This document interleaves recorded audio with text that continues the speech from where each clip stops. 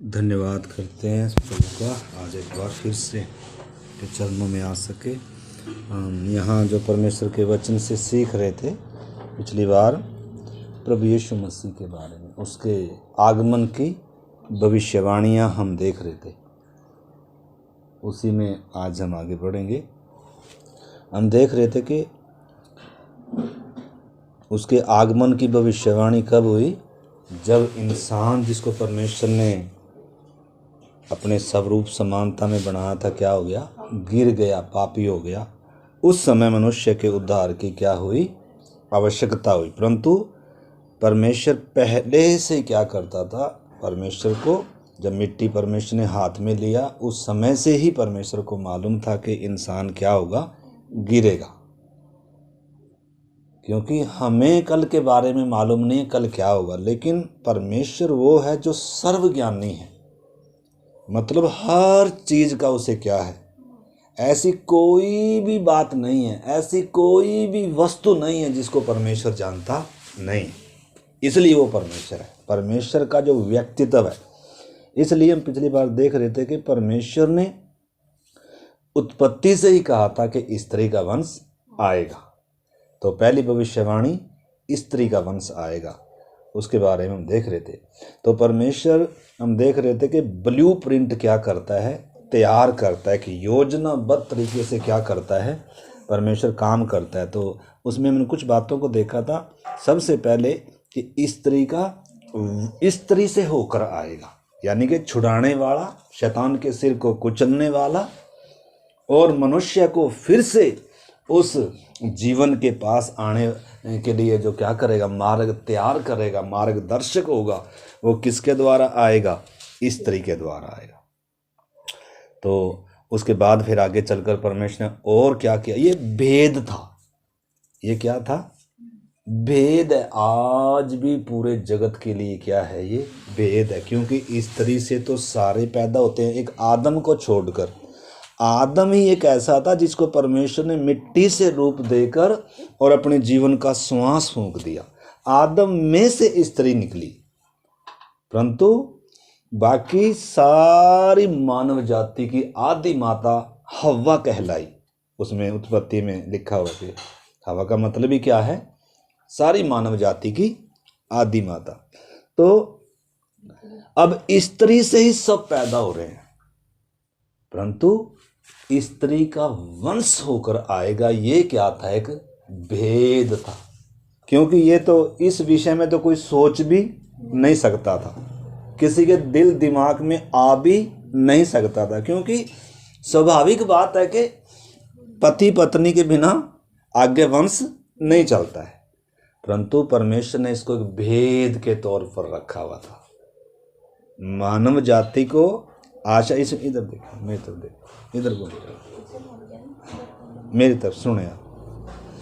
मनुष्य जाति को, गिरे हुए आदम को, उसकी गिरी हुई मतलब संतानों को, जिनके ऊपर पाप राज्य करता है, मृत्यु राज्य करती है, शैतान जिनके ऊपर राज्य करता है, जिनके अपने सारे प्रयास क्या हैं, व्यर्थ हैं, जो बच ही नहीं सकते, कोई उनको मनुष्यों में से कोई छुड़ा ही नहीं सकता, उनको परमेश्वर आशा दे रहा है कि स्त्री का वंश आएगा।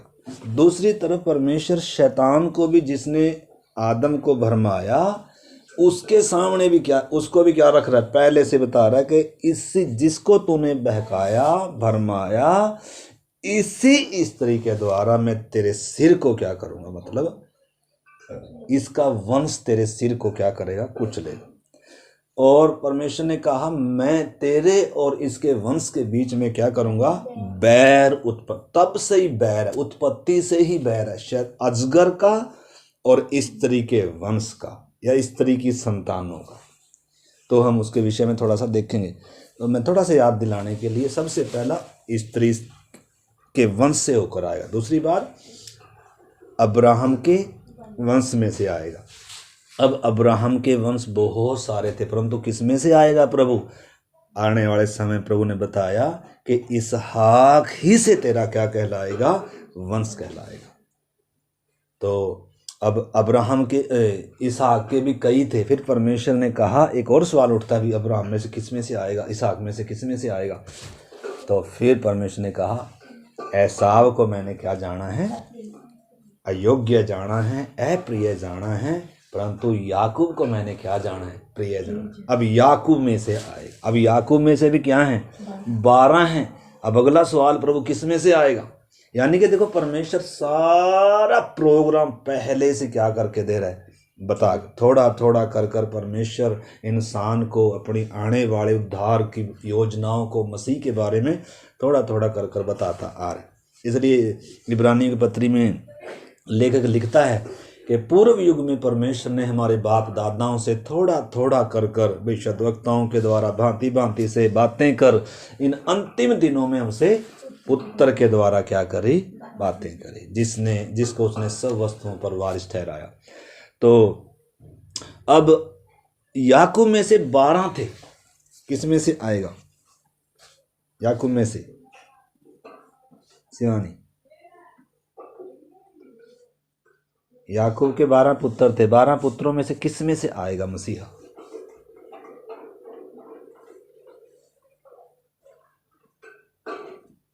यहूदा में से आएगा। अब यहूदा के भी आगे कई हुए। अब यहूदा में से किस में आएगा, परमेश्वर ने बताया, यिसै की ठूंठ में से एक डाली फूटने। अब यिसै के भी बहुत थे। यिसै के पुत्रों में से किस में से आएगा,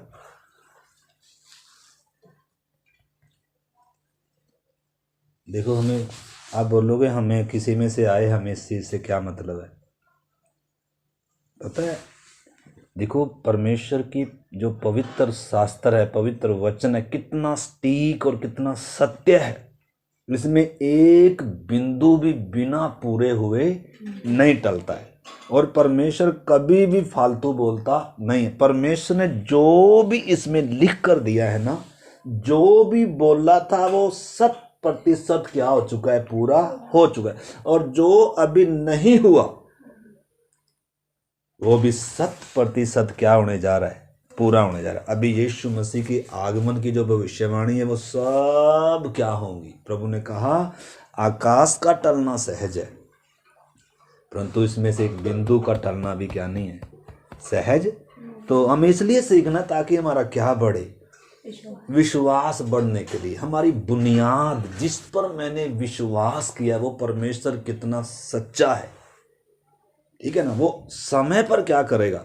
आपको मालूम है, भले ही मानव जाति में जब वो आया, मनुष्यों में जब आया, लिखा है, हमने उत्पत्ति, हम शुरू करेंगे उत्पत्ति में से, हमने शुरू किया था 3:15 में से, और फिर हमने पढ़ा था गलाती 4:4 में लिखा है, जब समय पूरा हुआ परमेश्वर ने किसको भेजा, अपने पुत्र को जगत में भेजा जो स्त्री से जन्मा। तो हम देख रहे थे कि जब उसका समय हुआ, पहले से सारा कुछ बताया था, किधर आएगा, मतलब पूरा बताया था। अब्राहम को परमेश्वर ने चुना, अब्राहम में से आएगा, अब्राहम पूरी मानव जाति के लिए आशीष का कारण बनेगा। अब अब्राहम में से इसहाक से, इसहाक में से याकूब में से आएगा, याकूब में से यहूदा में से आएगा, यहूदा में से फिर दाऊद के वंश में से आएगा। दाऊद, आपको मालूम है, राजा सिर्फ यहूदा गोत्र में से ही बनते आए। परमेश्वर ने यहूदा गोत्र को चुना राज्य करने के लिए, कि जितने राजा होंगे इसमें से होंगे, ठीक है ना। तो यीशु मसीह भी क्या है, राजाओं का राजा है, सिंहासन पर विराजमान है, तो इस गोत्र में से आएगा। तो उसके बाद परमेश्वर ने कहा कि देश भी बताया, इज़राइल, जो याकूब था वो बाद में इज़राइल कहलाया। तो इज़राइल एक देश के तौर पर है आज भी धरती पर। तो कहाँ से आएगा, पृथ्वी की नाभि पर बसा हुआ देश है, सारी जातियों के लिए एक जैसा है, मतलब बीच में है, सेंटर में बसा हुआ है इज़राइल देश। भविष्यवाणी थी कि जो पृथ्वी के बीच में है, जो नाभि में बसा हुआ है, तो मतलब स्टीक था पहले से ही। परमेश्वर ने जो भी बोला है साफ बोला भी इंसान का कर्तव्य बनता था कि उन बातों को, परमेश्वर की बोली बातों को ध्यान पूर्वक क्या करे, मनन करे। परंतु हम इंसान क्या नहीं करते। जैसे आज भी हम कोई मैटर देते हैं, इनको आया होगा, किसी में से आया होगा, हमें क्या मतलब है।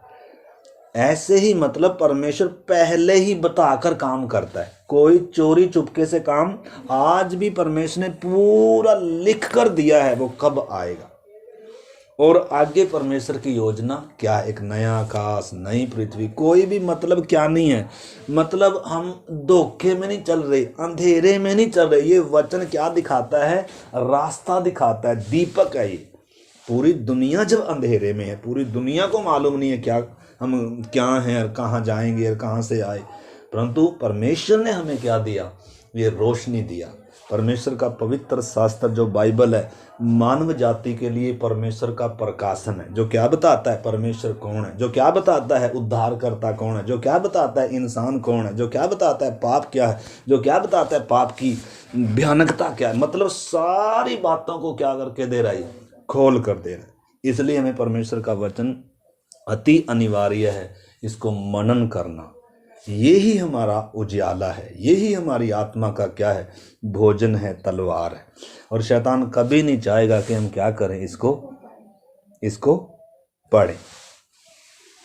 परंतु हमें परमेश्वर ने लिख कर दिया है। क्यों दिया है? ताकि हम इसको क्या करें, पढ़ें। ठीक है। तो कहाँ से आएगा? इज़राइल में से आएगा। अब इज़राइल में भी बहुत सारे शहर हैं, ज़िले हैं, गांव हैं। किधर से आएगा वो भी बताया, बैतलहम से आएगा। अच्छा, ये भी बता दिया जगह कौन सी होगी, गांव कौन सा होगा। अच्छा, अब प्रभु, अब जब वो आएगा तो उसका निशानी क्या होगी, चिन्ह क्या होगा? अच्छा, चिन्ह भी मैं देता हूँ। चिन्ह ये है कि उसके आगे एक अग्रदूत आएगा, ताकि मानव जाति, इंसान पूरा उसके आगमन के लिए क्या हो जाए, तैयार हो जाए, अपने उद्धारकर्ता को पहचान ले। परंतु दुख की बात यह है, लिखा है अगर उस तेजो में प्रभु को पहचानते तो कभी भी उसको क्रूस पर ना चढ़ाते। पहले से सारा कुछ बोला है, लेकिन सराय में भी उसके लिए जगह नहीं है। और जब चलो आ ही गया, उसने दावा किया कि मैं वही हूं, लेकिन तो भी उसको क्या कर दिया, क्रूस पर चढ़ा दिया। ये इंसान का अंधापन, इंसान का देखो कितना दुर्भाग्य है ये। मतलब परमेश्वर के वचन के प्रति इंसान कितना क्या है, लापरवाह है। सब चीजों में इंसान क्या करता है, मेहनत करता है, लेकिन जो जीवन की बातें हैं, जो हमारे जीवन से संबंधित है, परमेश्वर का वचन, उसके प्रति इंसान क्या है, लापरवाह है। तो उस समय भी आया, उन्होंने पहचाना नहीं। आज भी हम में से बहुत सारे क्या नहीं करते हैं, यीशु चेलों को कह रहे, लोग मेरे बारे में क्या कह रहे हैं। फिर कह रहा, तुम मेरे बारे में क्या कह रहे हो। फिर प्रभु की प्रार्थना भी ये थी, जब मध्यस्थ की प्रार्थना यीशु ने किया कि वे तुझ एकमात्र अद्वैत सच्चे परमेश्वर को और जिसे तूने भेजा है, अर्थात यीशु, अनंत जीवन क्या है, परमेश्वर को जानना, यीशु मसीह को जानना। और कैसे जानते हैं? हम उसके इस पवित्र वचन के द्वारा भी उसको जानते हैं कि परमेश्वर कितना महान है, उसकी योजना है और उसका एक ब्लू प्रिंट वो तैयार करता है। कैसे योजनाबद्ध तरीके से परमेश्वर क्या करता है, अपने काम को, अपनी योजना को आगे बढ़ा। यानी कि जब मिट्टी हाथ में लिया था, उसकी क्या थी, एक योजना थी। ठीक है ना। तो चिन्ह क्या होगा, चिन्ह भी बताया। उसके आगे अग्रदूत आएगा, यूहन्ना बपतिस्मादाता आया, उसने आके क्या किया, इजराइल को तैयार किया। आ रहा है, सुपा उसके हाथ में है, मन फिराओ, नहीं तो जो पेड़ फल नहीं लाएगा काट कर क्या करेगा, कुल्हाड़ा पेड़ों की जड़ पर। तो इजराइल मन फिरा रहा है, पश्चाताप कर रहा है। और जब मन फिरा रहा है इंसान, तो वो उनकी तरफ आकर खड़ा हो गया, वो भी बपतिस्मा ले रहा है। कि इस रीति से परमेश्वर की धार्मिकता को क्या होना है, सब धार्मिकता का पूरा होना अनिवार्य है। तो जब इंसान मान लेगा, तब प्रभु उनकी तरफ आ खड़ा होता है और उनको क्या करता है, फिर उनको बचाने के लिए अपना बलिदान देता है। तो दूसरा चिन्ह क्या था? दूसरा चिन्ह था मुख्य चिन्ह। यशाया को 750 साल पहले बता दिया परमेश्वर ने कि एक पवित्र कुंवारी गर्भवती होगी और एक पुत्र को क्या करेगी? जन्म दे। अब स्त्री का वंश होगा, उस पे तो इंसान ने ज्यादा शायद जोर दिया नहीं होगा,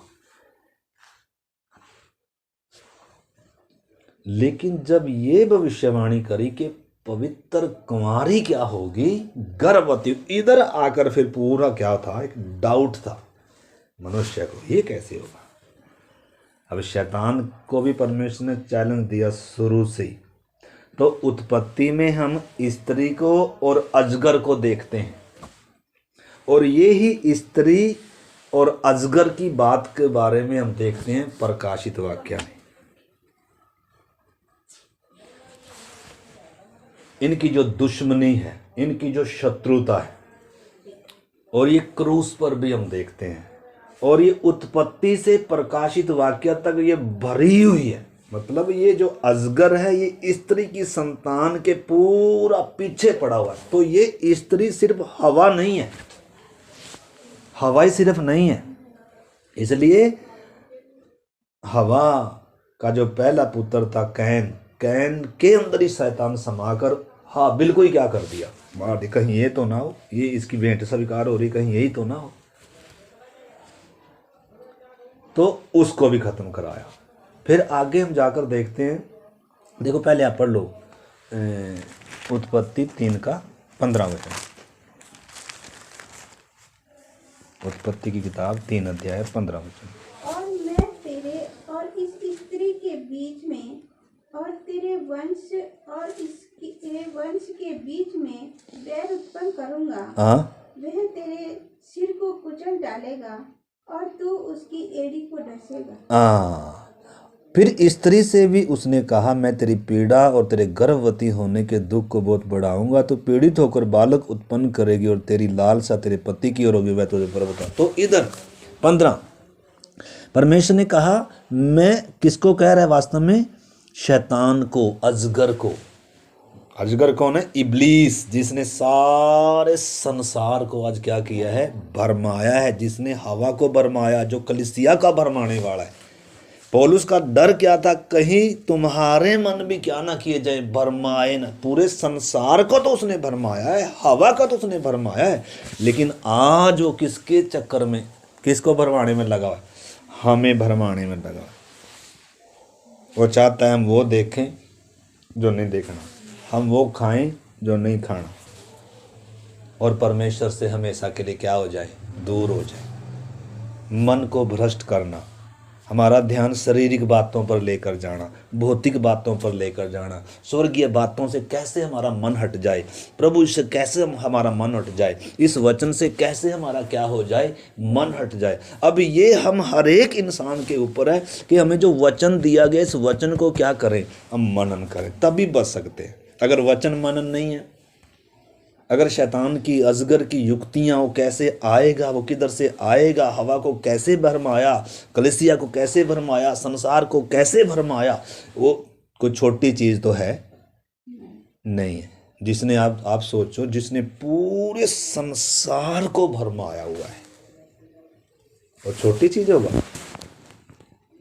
परमेश्वर के साथ चलने वाले आदम और हवा को जिसने गिराया, छोटी चीज़ होगा? और उसका बैर है पूरा, शत्रुता है, मतलब वो शत्रु है। इसलिए पतरस भी कह रहा है, शैतान फाड़ने वाले सिंह की तरफ चारों तरफ क्या कर रहा है? घूम रहा है। किस खोज में? किसको फाड़ खाए। मतलब शत्रु है। अगर हम उसको शत्रु नहीं समझ रहे हैं तो फिर वो तो क्या करेगा? हमारे जीवन को फाड़ खाएगा, मतलब बर्बाद कर देगा शैतान। तो इस करके वचन में ही हमारी सुरक्षा है, इसलिए परमेश्वर ने वचन दिया। इज़राइल को भी वचन लिख कर दिया था, कहाँ आएगा कैसे, तो उनको भी तैयार होना चाहिए था, लेकिन शैतान उनको भरमाने में कामयाब हो गया और वो जब आया वो पहचानने से ही क्या कर दिया, इनकार कर दिया, आखिर में नंगा क्रूस पर लटकाया। और हमारे साथ भी ऐसा हो सकता है, हम भी उसका क्या कर दें, उसका इनकार करें या उसको ना पहचानने में नाकाम हो जाएं और शैतान क्या हो जाए, प्रबल हो जाए। तो इस करके हमें परमेश्वर ने वचन दिया है। तो इधर हम देखते हैं ये जो शत्रुता परमेश्वर बता रहा है, शैतान को बोल रहा है कि तेरे सिर को कुचल डालेगा और तेरे वंश और इसके वंश के बीच में मैं क्या करूंगा, बैर उत्पन्न करूंगा। तो उत्पत्ति से ही बैर आरंभ हो गया।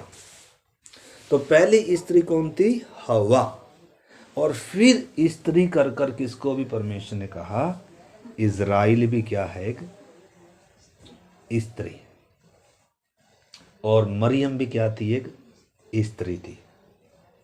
हालांकि पवित्र कुमारी थी, लेकिन मंगनी होने के बाद कुमारी स्त्री कहलाई जाती है, ठीक है ना। तो स्त्री के वंश से आएगा। तो प्रकाशित वाक्य आप देखो, निकालो, पहले 4 का 4 गलातियों हमने पढ़ लिया था, उसमें ऐसा लिखा है कि जब समय पूरा हुआ, यानी कि परमेश्वर ने पूरा ब्लूप्रिंट तैयार किया था, पूरी योजनाबद्ध तरीके से यीशु आया, कोई अचानक से घटी कोई घटना नहीं है, पूरा वचन के अनुसार, वायदे के अनुसार, जो समय बताया था, जो दिन बताया था, जो चिन्ह दिए थे, वो सब पूरे हुए, परंतु इंसान पहचान नहीं पाया। प्रकाशित वाक्य 12 अध्याय निकालेंगे, 12 अध्याय प्रकाशित वाक्य। और इधर जब 12 का ऊपर हेडलाइन पढ़ेंगे, इधर क्या लिखा है, स्त्री और अजगर। तो स्त्री और अजगर की लड़ाई हम देखते हैं पूरी मानव जाति के साथ भी है, और जो परमेश्वर ने इज़राइल देश, अब्राहम की संतान जो है, अब्राहम से इसहाक, इसहाक से याकूब, याकूब से जो 12 गोत्र जो इजरायली कहलाए, उन इजरायलियों के साथ जो परमेश्वर का संबंध था वो कैसा था, एक मतलब दर्शाने के लिए, वो संबंध दर्शाने के लिए कि परमेश्वर का व्यवहार कैसा था। इजराइल कलीसिया के साथ यीशु का संबंध कैसा है, पवित्र कुमारी, अभी मतलब अभी दुल्हन नहीं बनी, अभी पवित्र कुमारी है, परंतु इजराइल का जो परमेश्वर के साथ का जो संबंध दर्शाया गया, वो कैसे दर्शाया गया, एक स्त्री के तौर पर दर्शाया गया। मतलब परमेश्वर उनकी इतनी क्या करता था, चिंता करता था। स्त्री मतलब जिसका एक पति होता है, उसी प्रकार इजराइल का एक मात्र, उन्होंने कहा था मुझे छोड़कर किसी को और क्या नहीं करना। जैसे स्त्री पति को छोड़कर किसी और की तरफ अगर निगाहें लगाए या तो वो एक व्यभिचार है और उसकी सजा है, उसी प्रकार परमेश्वर ने अपनी व्यवस्था में उनको क्या दिया था, ये आज्ञा दिया था। यानी कि कैसा संबंध था, एक पति पत्नी की तरह संबंध दर्शाया, इतना क्लोज, इतना मतलब एक संबंध दर्शाया, मैं तुम्हारा आगे चलने वाला, मैं तुम्हारी चिंता करने, मैं तुम्हारा उद्धार करता हूँ, बस तूने वाचा में क्या रहना है, बना रहना, और मुझसे क्या करना है, सबसे बढ़कर मुझे क्या करना है, प्रेम करना है। लेकिन इजराइल क्या हो गया, नाकाम हो गया, और कितनी बार इसने वेश्या के समान क्या किया, बन गया, पाप किए, दूसरों के सामने इसने क्या किया, औरों को इसने क्या किया, अपना ईश्वर माना, फिर भी परमेश्वर उसने क्या नहीं किया, परमेश्वर ने त्याग नहीं। होशे की किताब में एक वेश्या, उसको नबी को कह रहा है कि तो एक वेश्या से क्या कर, शादी कर, तो मतलब वो दर्शा रहा है, सिखाने के लिए, बताने के लिए। तो आप चीज़ को आप समझ सकते हैं, इजराइल का परमेश्वर के साथ संबंध कैसा था और कलीसिया का परमेश्वर के साथ संबंध कैसा है। बहुत बातों में इसको दर्शाया गया है, पूरी बाइबल इस बात को बता रही है।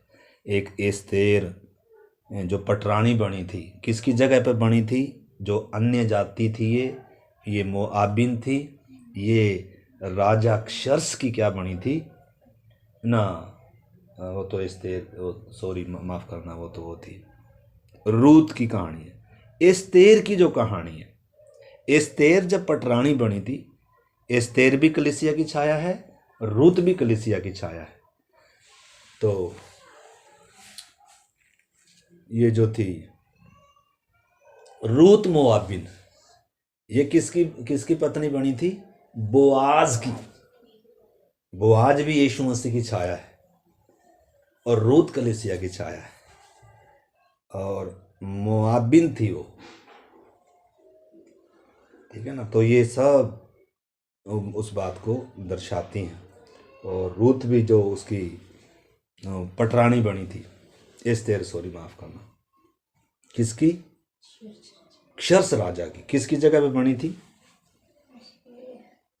वस्ती जो क्या होगी थी, तो वस्ती दर्शाता है इजराइल को, कि वो बेवफा जब हो गया, उस डाली को काट दिया गया, और हम जो अन्य जाति थे हमें क्या दिया? उसमें साँट दिया हमें। मतलब अन्य जातियों में से आ रही है कलीसिया।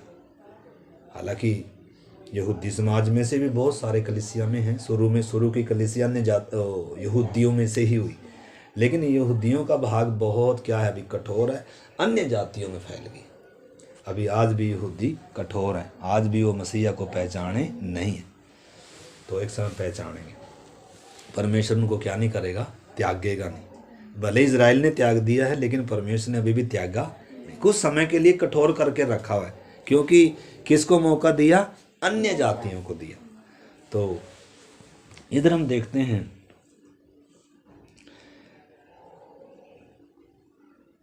जब इजराइल मिस्र देश में था, मिस्र के गुलामी में थे, तो सारे इजरायली लड़कों को मारने की क्या दी गई?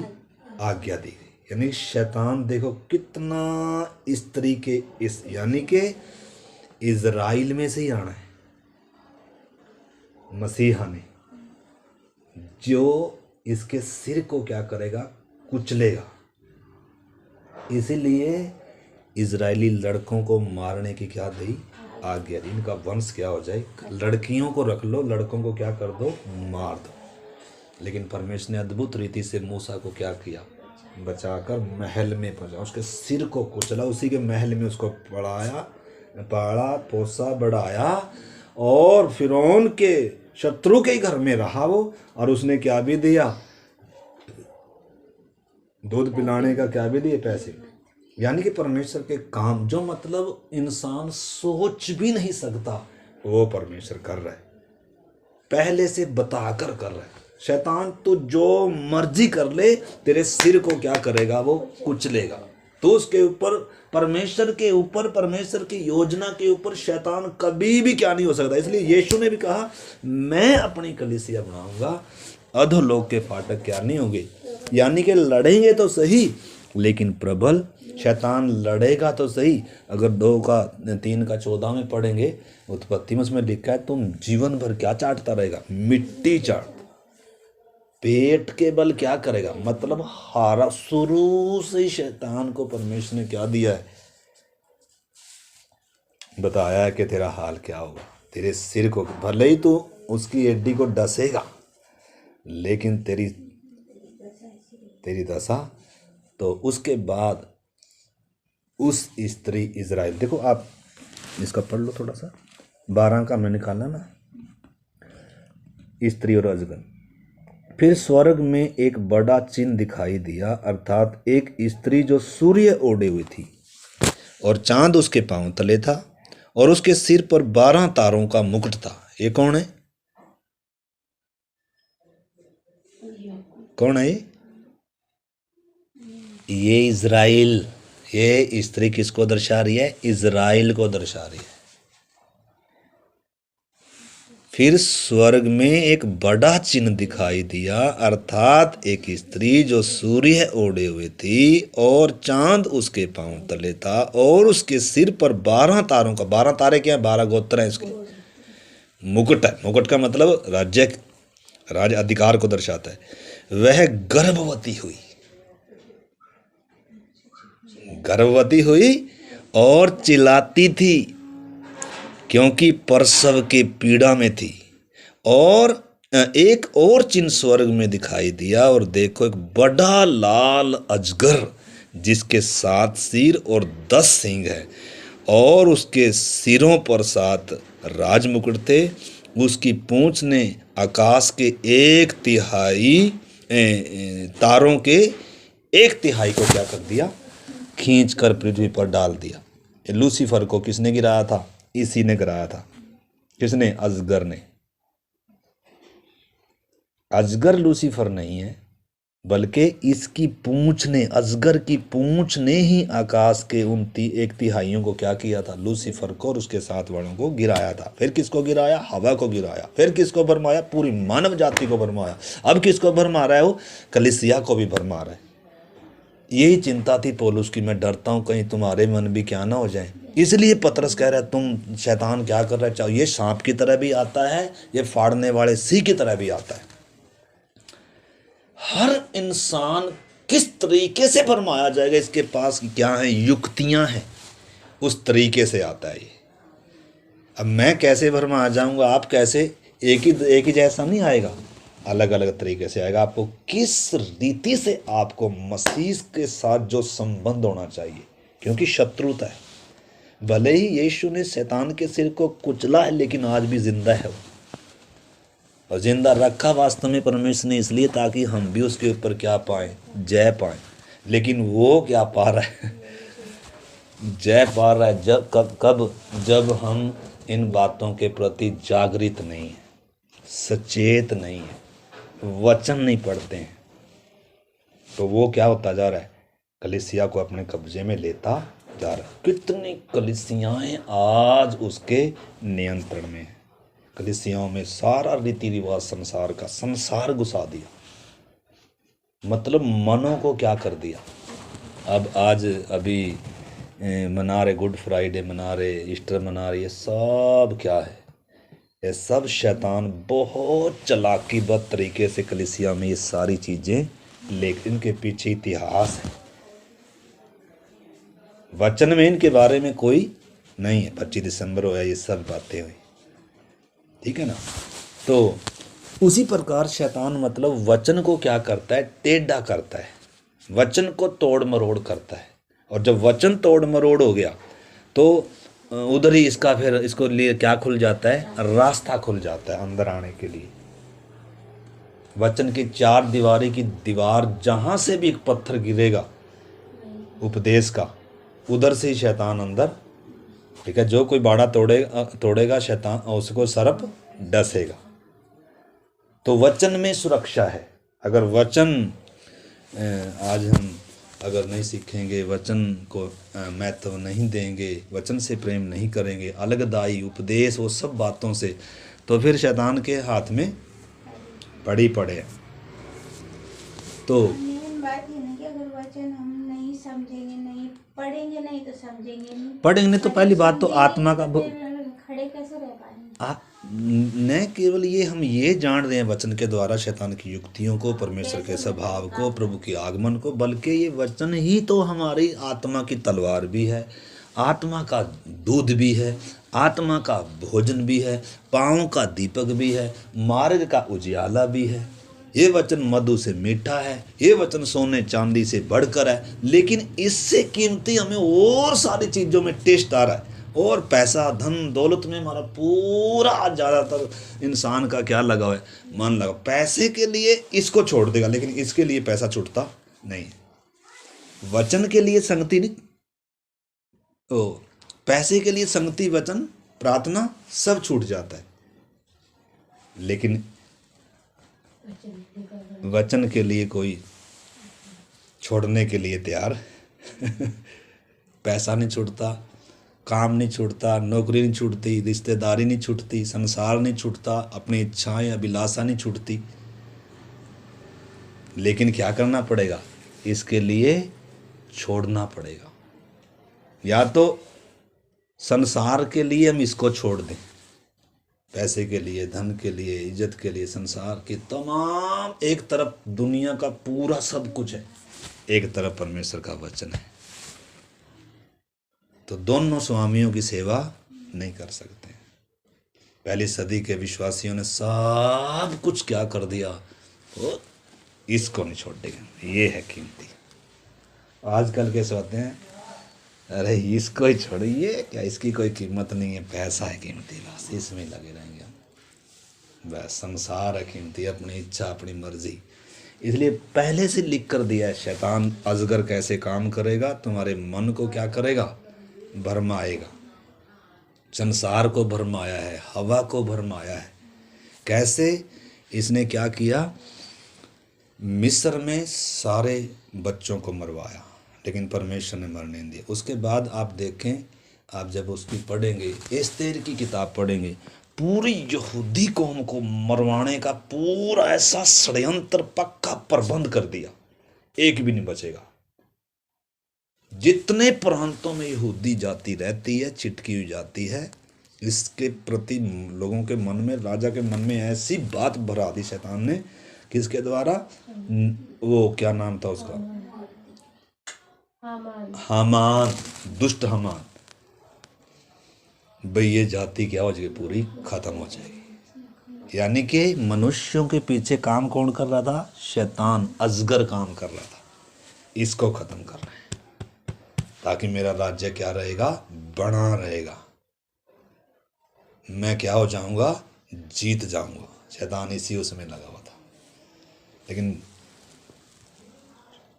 जिसने गड्ढा खोदा था वो गड्ढे में खुद क्या हुआ, जिसने खंबा खड़ा किया था हामान को ही क्या कर दिया परमेश्वर। शैतान तो कितना भी युक्ति चलाए, परमेश्वर अद्भुत युक्ति करने वाला परमेश्वर है। उसी को क्या कर दिया उसी को लटका दिया हामान को, और मोर्दके को क्या बना दिया, उसकी जगह पर राज्य दे दिया। और उसके बाद फिर जब प्रभु यीशु मसीह आया, ये यिर्मयाह भविष्यवाणी थी उसके बारे में, रामा में कर्णनाद सुनाई दे रहा है, और राहेल अपने बच्चों के लिए क्या कर रही है, रो रही है, बिलख बिलख कर रो रही है। ये भविष्यवाणी वास्तव में कहाँ पूरी हुई, जब यीशु मसीह आया जगत में बच्चे के तौर पर, जब देहधारी होकर, तो उस समय राजा ने क्या किया, 2 साल के सब बच्चों को क्या कर दिया, मरवाने का आदेश दिया। तो वो राहेल मतलब इज़राइल, पूरा इज़राइल क्या कर रहा था उस समय, उनके बच्चों को मारा जा रहा था। हाँ, याकूब की पत्नी थी ना राहेल। उस समय पहले राहेल को याकूब से जो वो आए, उस समय वो रोई थी। रास्ते में वो राहेल मर गई थी, जब वो पदन वहाँ से आया था, अपने ससुर के घर से आया था। तो रास्ते में कौन मर गई, जब कौन पैदा हुआ, बिन्यामीन पैदा हुआ, यूसुफ का भाई छोटा। हाँ, तो रास्ते में क्या कर रही थी, रो रही थी, और वही उसको क्या कर दिया था। तो वो वास्तव में वो एक भविष्यवाणी थी, यिर्मयाह में लिखा उसके बारे में, फिर नए नियम में भी लिखा है। वो कहाँ पूरी हुई, जब यीशु मसीह देहधारी होकर आया, तो राजा हेरोदेस ने क्या किया, 2 साल के सब बच्चों को मार देने की, यानी कि शैतान कैसे क्या कर रहा था, किसके पीछे पड़ा हुआ है, इस इज़राइल के पीछे, स्त्री का वंश। और उसके बाद फिर क्रूस तक किसके पीछे पड़ा हुआ है, यीशु मसीह के पीछे पड़ा हुआ है। तो क्या आज हमारे पीछे नहीं पड़ा हुआ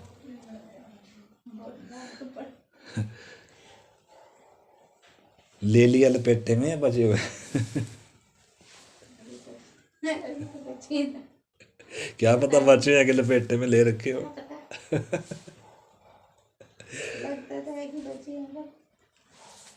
बचे के होने का मतलब ये नहीं है उसके काबू में आएंगे तो हमें मार देगा, जिंदा ही होंगे लेकिन उसके कब्जे। देखो ना, कितनी कलीसियां किसके वश में है, कितने सेवक किसके वश में, उनको एहसास थोड़ा है। जो उसके वश में है ना, उनको एहसास होने नहीं देता, बड़े बड़े उसके कब्जे में है, और उनको थोड़ा सा भी एहसास नहीं कि हम क्या हैं, इसके कब्जे में है। वो तो कह रहे हम ही हैं। इसलिए प्रभु कह रहा है, बहुत तेरे जो प्रभु प्रभु कहते हैं वो स्वर्ग के राज्य में प्रवेश उस दिन कहेंगे, हो हे प्रभु हमने तो तेरे नाम से किया था। प्रभु कहे, हे कुकर्म करने वालों में तुम्हें जानता ही। यानी कि उनके पीछे एक दूसरा यीशु के नाम में शक्ति क्या कर रही है? तो दूसरा यीशु कौन है? वास्तव में शैतान की शक्ति है, दूसरी आत्मा शैतान की शक्ति है, दूसरा सुसमाचार। तो कैसे भरमाया इसने कलीसिया को? संसार को तो भरमाया ही है, यानी कि लड़ाई है एक। यीशु ने कहा अधोलोक के फाटक प्रबल नहीं होंगे, मतलब लड़ेंगे। तो मतलब ज़्यादातर को हराने में क्या भी हो रहा है, कामयाब हो। अगर इसकी युक्तियों को हम क्या नहीं करें, इसलिए वचन कितना जरूरी है। इसलिए तिमोथी को कहता है बचपन ही से पवित्र शास्त्र तेरा क्या है, जाना हुआ है, जो तुझे क्या कर सकता है, मसीह यीशु पर विश्वास करने के द्वारा बुद्धिमान बना सकता है। इस करके संपूर्ण पवित्र शास्त्र परमेश्वर की प्रेरणा से रचा गया है। ठीक है ना? प्रार्थना करेंगे। तो इधर हम पढ़ लीजिए, देखो थोड़ा सा 12 हम पढ़ रहे थे, बहुत सारे वचन हमने पढ़े नहीं हैं। लिखा है वह गर्भवती हुई और चिल्लाती थी क्योंकि प्रसव की पीड़ा में थी। और एक और चिन्ह स्वर्ग में दिखाई दिया, और देखो एक बड़ा लाल अजगर था जिसके 7 सिर और 10 सींग थे, और उसके सिरों पर 7 राज मुकुट थे। उसकी पूंछ ने आकाश के तारों की 1/3 को खींचकर पृथ्वी पर डाल दिया। वह अजगर उस स्त्री के सामने जो जच्चा थी खड़ा हुआ कि जब वह बच्चा जने तो उस बच्चे को निगल जाए। देखो किसकी खोज में था? शुरू से किसकी खोज में है? स्त्री के वंश की। निगल जाऊंगा, इसको मार दूंगा इसको। लेकिन परमेश्वर ने क्या कहा था? तू उसकी हड्डी को डसेगा तो जरूर, लेकिन तेरे सिर को भी वही कुचलेगा। तो ये उसको निगलने के लिए क्या है? तैयार है। अब आप बोलोगे कैसे? अभी ये आपको ये मतलब ये कैसे बता रखे? चित्र के तौर पर दिखाया जा रहा है। अब हमने इसको क्या करना है, उस तरीके से बातों को, सारे को, पिक्चर को क्या करना है, समझना है कि कैसे यीशु मसीह जब आया, स्त्री का वंश जब आया। शैतान कह रहा है कि अगर तो देखो उसकी परीक्षा कैसे हुई जंगल में, जब 40 दिन यीशु भूखा है, तो शैतान उसके कैसे अजगर पीछे पीछे आ रहा है, कैसे उसको क्या कर रहा है? अगर तो भूखा है तो रोटी को बोल पत्थर बन जाए। पत्थर को बोल क्या बन जाए? लेकिन बनाई क्या? शैतान ने पूरा जोर लगाया कि इसको क्या कर लूं, निकल पता लग जाए बस ये क्या है। लेकिन यीशु ने क्या नहीं होने दिया?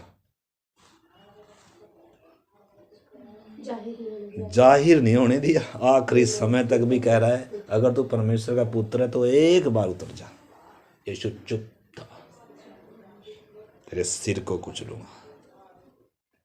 मानव जाति को तेरे उस जहर से मैं क्या करना है? मैंने छुड़ाना है, मैं तेरे सिर को कुचलना है। और मेरे मित्र को भी इस योग्य बनाऊंगा कि वो भी तेरे सिर को क्या कर, जिसको तूने भरमाया है ये भी तेरे सिर को क्या करेगी? कुचलेगी। इस करके शैतान की सबसे बड़ी हार क्या थी?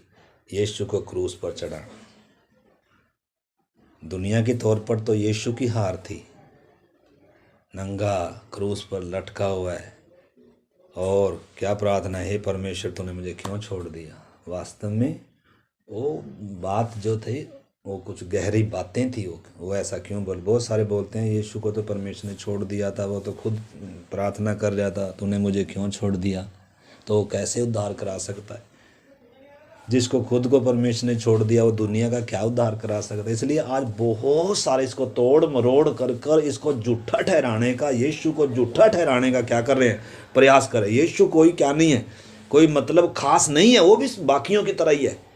परंतु अगर यीशु मसीह बाकियों की तरह हो ना, तो फिर वो उद्धार करता हो ही नहीं सकता। वो अपनी मौत मरा है, उसकी मौत से मुझे और आपको जीवन मिल ही नहीं सकता है। अगर यीशु में पाप का अंश हो, आदम का थोड़ा सा भी अंश और स्वभाव हो उसके अंदर, आदम का बिगड़ा हुआ स्वभाव नहीं था, आदम का कर्ज उसके अंदर नहीं था, वो पाप का स्वभाव, पाप शैतान का उसके ऊपर कोई हक ही नहीं था, उसके अंदर पाप लेस मात्र भी नहीं था। चैलेंज किया उसने, कौन तुम में से मेरे अंदर पाप को ढूंढ सकता है। तो इधर हम देखते हैं लिखा है जब वो बेटा जनी तो जो लोहे का राजदंड लिए हुए सब जातियों पर राज्य करने पर था, लोहे का राजदंड लिए हुए, और वह बच्चा एक का एक परमेश्वर के पास और उसके सिंहासन के पास उठाकर पहुंचा दिया गया। ये कब हुआ? यीशु को क्रूस पर क्या हुआ? जब बलिदान हुआ, और बलिदान होने के बाद किधर चला गया? स्वर्ग में सिंहासन पे विराजमान है। फिर से आएगा और इस अजगर को क्या करेगा? बाकी आखिरी लड़ाई लड़ने के लिए वो आएगा। अभी लड़ाई किसको दे रखी है? अभी कलीसिया को दे रखी है। और कलीसिया जब उठाई जाएगी, कलीसिया भी और यीशु भी जब स्वर्ग में होंगे, उस समय ये स्त्री होगी धरती पर, इजराइल होगा उस समय। इजराइल इसका पूरा जो निशाना है ये स्त्री होगा क्योंकि शत्रुता है। इसलिए अभी समय हो गया हमारा, हम अगली बार क्या करेंगे इसमें आगे देखें। आइए हम प्रार्थना करते हैं।